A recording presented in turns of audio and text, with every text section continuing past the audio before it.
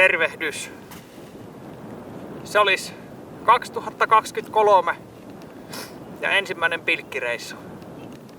Kotoa tuosta lähi Ahkion vetoon ja teitä pitkin vähän matkaa. Ja jäälle suuntasin ja muutaman reijän tohon kairasin jo valmiiksi. 20 senttiä on jäätä suunnilleen.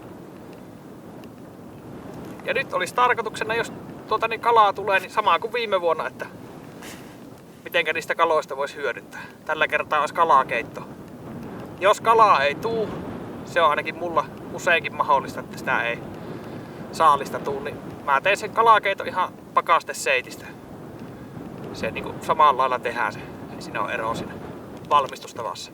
Joo, keli on hyvä, ihan nätti, mutta kylmä on. Mitähän olisi 12 astetta varmaan pakkasta.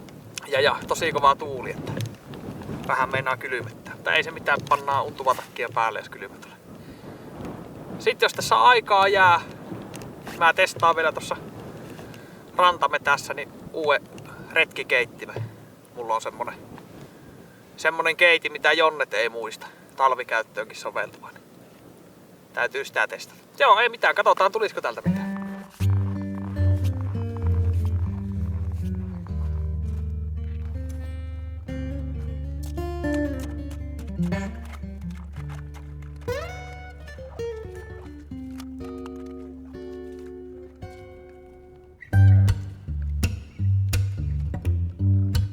Ensimmäinen kala jo tuli. Siinä on ihan nätin kokoinen pilkkiahve.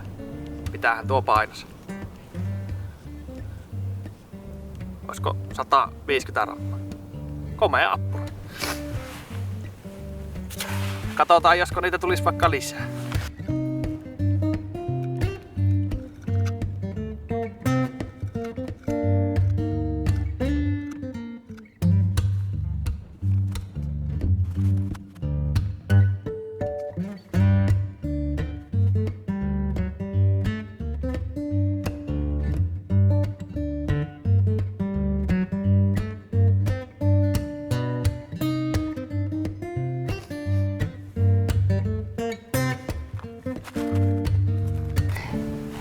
Sieltähän tuli jänkkäkoira. Tää on niin pieni, että mä lasken äkkiä. Nuo kalat on tämmöisellä pakkasella, niin silmät jäätyy hetkessä. Ne on äkkiä vapautettavas meinaa. Tee paussi välillä. On aika kylmä keli kyllä. Se on tuo vaikka 12 astetta pakkasta, niin sehän ei kuulosta kovalta, mutta sitten tuon tuulen kanssa niin se vastaa varmaan 20, 18 ainakin. Mutta kyllähän tässä tarkenee, kun untuvatakki päällä. Kalaa nyt vähän huonosti syö. Yksi isompi ahven tullut, yksi pienhauki ja yksi ihan pieni ahven. Mä nyt kairailin tonne syvempään päähän tuota reikää lisää, niin täytyy katsoa, olisiko siellä. Mutta ei tässä kauan enää kyllä pilkillä tarkene, jos sitä keitintä lähtisi testaille sen jälkeen. Kokeillaan nyt vielä muutama reikä. Olisiko täällä mitään? Tämä koko on tätä meikäläisen normaalimpaa kokoa. Mutta tästä tulee ihan yhtä lailla hyvää keitto kuin noista isommistakin. Enemmänhän siinä työtä tietysti onko näitten fileeroiminen. Näitä saa aika monta olla keittoa.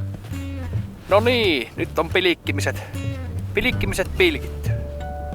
4 ahventa, 1 pienhauki, 1 isompi ahven ja 3 pientä. Hirveän huono syönti oli tällä kertaa, mutta kyllä tuosta keitto saa. Nyt minä otan tavarat ja Ahkio vähän tonne rantaan ja katsotaanpa sitä keitintä sitten. Minkälaisen keittimen hommasi talvikäyttöön.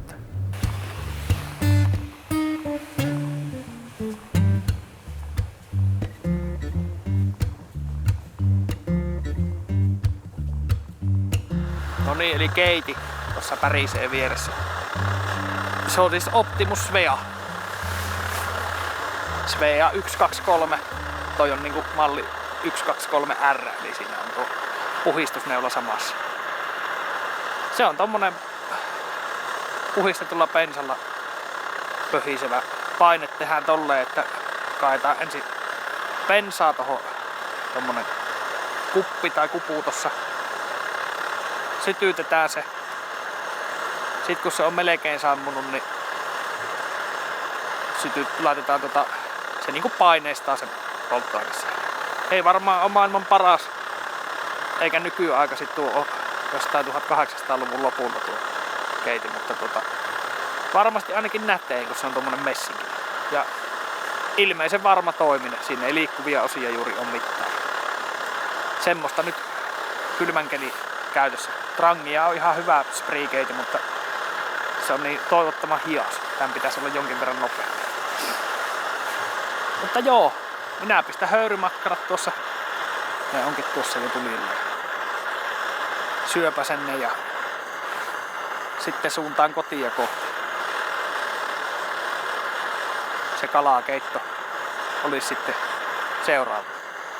Mutta katsotaanpa sillä kotona. No niin, eilen kävin pilkillä. Ei tullut kummosta saalista. 4 ahventa. Niistä nyt en sitä lientä pysty itse tekemään. Käytän valmis lientä. Mutta jos enemmän tulisi kalaa, niin sen voisi niistä perkeistä tehdä se lieme. Ja tosiaan pistin ne isommat kalat fileiksi. Ne on hyvä pistää nahattomiksi fileiksi ja kylkiruodot poistin niistä. Ja sama homma niille pienille kaloille, että siivut pois ja kylkiruodot pois ja nahka pois. Ja sinne jää se pieni ruotorivi vielä, mutta se ei minusta haittaa eikä lapsetkaan ole koskaan valittanut. Katsotaanpas nyt nämä ainekset, mitä tähän tarvii.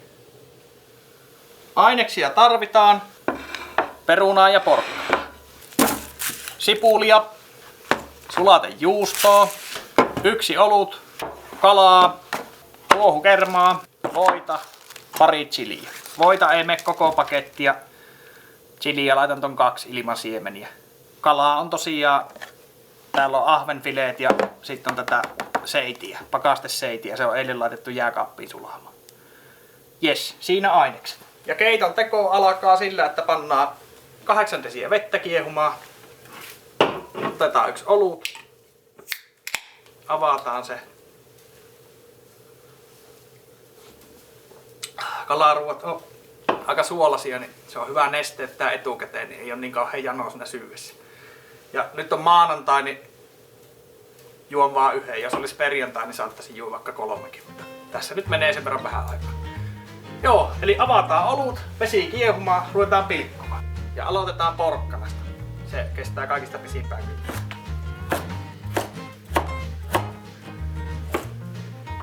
Tämmösiä jonkunnäköisiä kuutioita.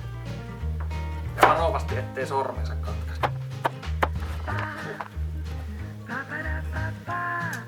No niin, ja sitten kun ollaan porkkana pilikottu, niin voit ottaa chili vaikka seuraavaksi. Mä otan näistä siemenet pois, niin ei oo niin tujua. Porkkanat laitan tonne. Tämmöstä jotain haketta näistä ei oo niin tarkkaa. Ja seuraavana pilkotaan peruna. Perunaa en ala kuorimaan. Otan täältä vaan nää pahimmat köyhnät pois. Tää on kuorinen ihan hyvä. Tuolla lailla puoliksi ja noin ja tuommoista ronskin kokoista kuutioa. Nuo porkkanat vähän aikaa kiehua. Niillä kestää pitempään kuitenkin kypsyä.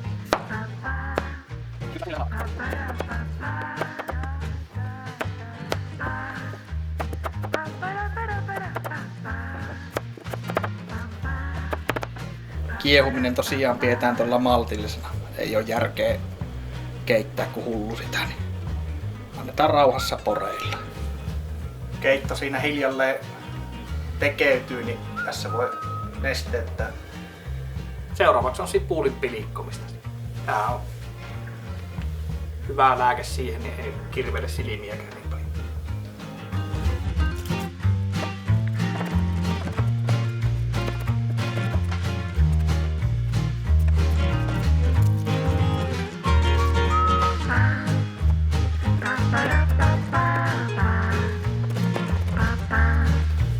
Vähän rupesi itkettämään tuo sipulin leikkuu. Tuli ihan lapsuus mieleen.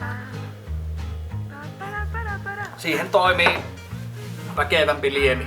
Semmonen kanava kuin Hardcock kannattaa katsoa. Jos mä osaan, niin mä linkitän sen tohon, niin sillä on hyvät sipulin leikkuuohjeet. Joo, nyt on perunat ja porkkanat on kiehunut. Antaa vielä hetken olla tossa.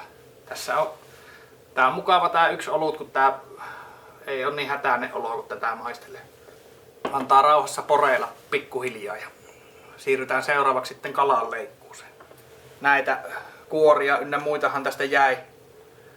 Näähän voisi käyttää johonkin liemeen, mutta voi syöttää myös koiralle tai lapsille, jos ne kovin nälkäisiä on, niin syövät vähän niin kuin alkupalaksi. Siinä on terveellisiä sipulinkuoria ja mitä kaikkea hyvää. Tästä seitistä tehdään semmoista kuutioa. Se on aika lailla kyllä sulaa.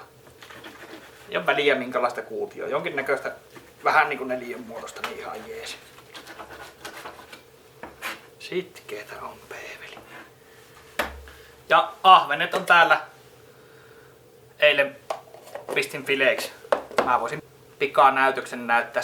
Ahven on minusta helpoin kalaa fileeroja. Siinä ei ole kun veät kylet pois ja kylkiruodot pois ja sitten vaan se nahka pois.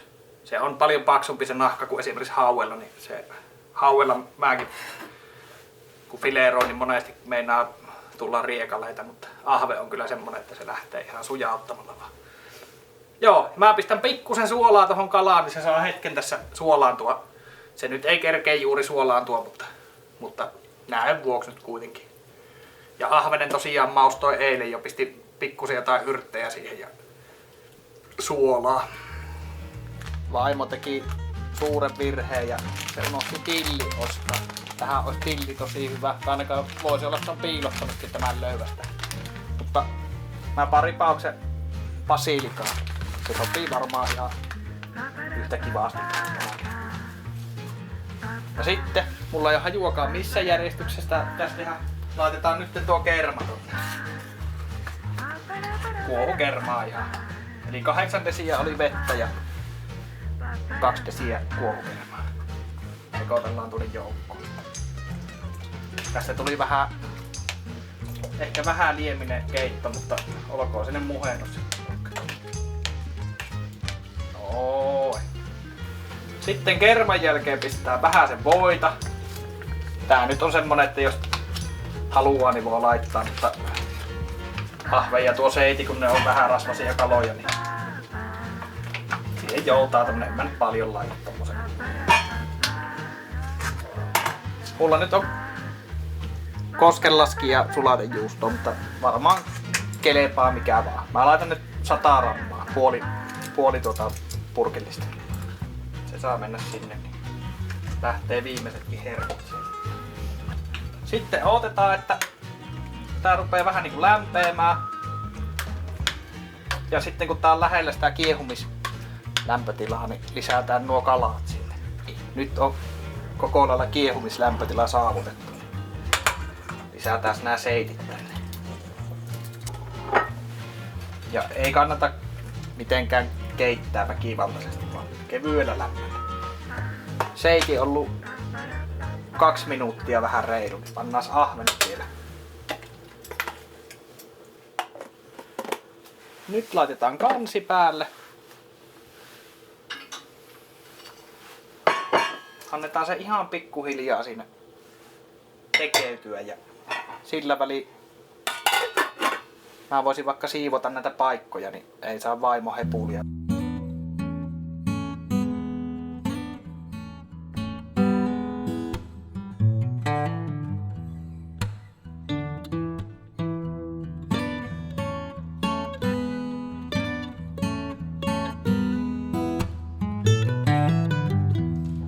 No niin, koemaisto. Kutsun sitten perheen syömään. Ruisleipää tietysti kaverina. Olut sopii hyvin, piimä sopii hyvin, vesi. Testataanpas.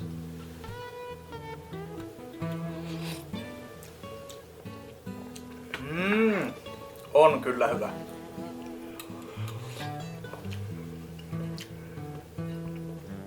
jokuhan voisi sanoa, että sehän on ihan sama mitä siinä on, niin se on hyvä, kun siinä on kermaa ja mä laitoin vielä sen lopunkin sulatejuuston tuohon, mutta kalakeittona niin aivan tautisen hyvä. Vaimo tekee tosi hyvän kalakeiton kyllä. En väheksy yhtään, mutta on tääkin kyllä. Semmonen video tällä kertaa. Jos madetta satut saamaan tai ahvenia, niin suosittelen tätä reseptiä. Mä nyt en muista mitä tähän kaikkea tuli, kun mä heitin vähän hatusta tän koko homman.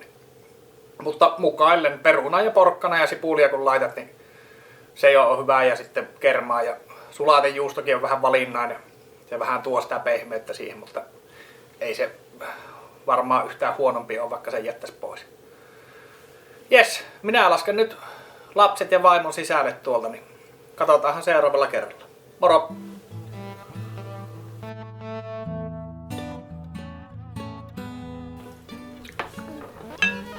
No paljon sä antaisit arvosanaksi? Veikka antoi 4/5 viimeksi kalakuolla, niin mikä sun tuo? En mä tiedä, 5-. 5-. Kiitos, se on hyvä arvo. Seuraavaan kertaan vaan. Onko se sun mielestä hyvää? Joo.